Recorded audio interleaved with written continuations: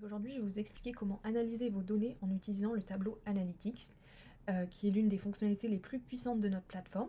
Vous pouvez accéder au tableau Analytics depuis la plateforme web en cliquant sur Analytics en rouge tout en haut de votre écran. Et vous allez voir apparaître ce gros tableau avec beaucoup de lignes, beaucoup de colonnes.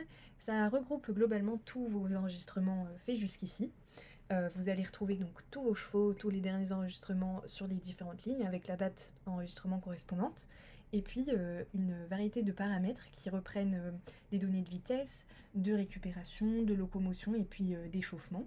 Ça, c'est les paramètres que vous allez avoir par défaut sur votre tableau Analytics, mais le tableau est tout à fait personnalisable en fonction de vos besoins. Vous pouvez changer l'ordre des colonnes, des paramètres, en ajouter, en retirer. Vous pouvez aussi créer plusieurs configurations pour avoir un focus par exemple sur la vitesse ou sur le cardio. Donc c'est totalement personnalisable en cliquant sur ce bouton personnaliser ce tableau. L'une des fonctionnalités les plus intéressantes de ce tableau, c'est la ligne des moyennes que vous avez en rouge tout en haut. Donc ça va vous faire des moyennes de ici tous les chevaux que vous avez enregistrés jusqu'ici pour chacun des paramètres. Donc on va avoir la moyenne ici pour les meilleurs 600 mètres qui est à presque 43 secondes, la moyenne de la récupération après l'effort à 53%, la moyenne de la récupération après 15 minutes, près de 40%. Donc ça va être assez intéressant pour avoir une vue globale de votre écurie et puis des différentes moyennes.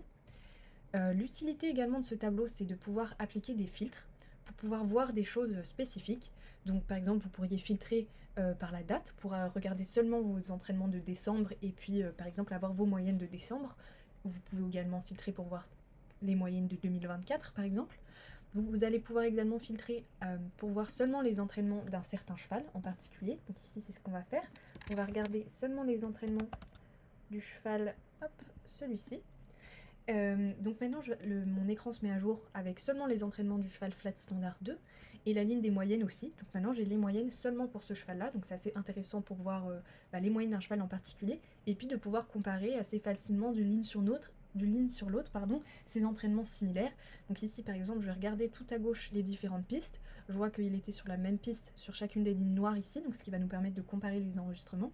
On peut voir que la vitesse est de plus en plus élevée d'un enregistrement sur l'autre. Ici on est en 36 secondes, tandis qu'ici on est en 39 secondes. On va pouvoir également comparer les récupérations. Donc voir qu'ici on était plus rapide, donc la récupération est un petit peu plus élevée, ce qui est normal, mais ça reste quand même une très bonne récupération pour un travail qui était quand même nettement plus rapide. Donc ça va vous permettre de comparer comme ça les différents enregistrements. On va pouvoir également comparer la locomotion.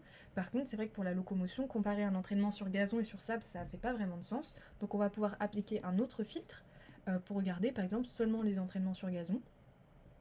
Donc ici je vais avoir sa moyenne d'amplitude sur le gazon et puis seulement les entraînements sur gazon et je vais pouvoir comparer si l'amplitude reste plutôt la même à chaque fois.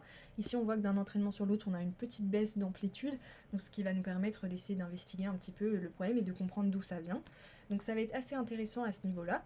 Et puis une autre fonctionnalité du tableau, ça va être également de pouvoir jouer un peu avec les données et puis de regarder les classements. Donc par exemple, je vais pouvoir utiliser les flèches ici pour classer mes entraînements par rapport aux meilleurs 600 mètres. Donc je vais voir les meilleurs 600 mètres les plus rapides tout en haut et puis les moins rapides tout en bas. Donc là, je vois que ces deux chevaux ont été les plus rapides dans mon écurie pour l'instant et on voit que leurs meilleurs 600 mètres sont très rapides. Je pourrais également ajouter d'autres filtres à ça, par exemple pour regarder seulement les entraînements plus rapides de mes 2 ans, par exemple.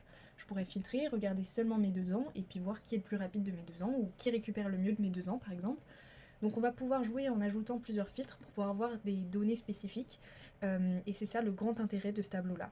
J'espère que cette vidéo aura pu vous être utile. N'hésitez pas à vous rapprocher de votre CSM si vous souhaitez plus d'informations, de démonstrations, de discuter de vos données avec lui et ce sera avec grand plaisir. Très bonne fin de journée, au revoir.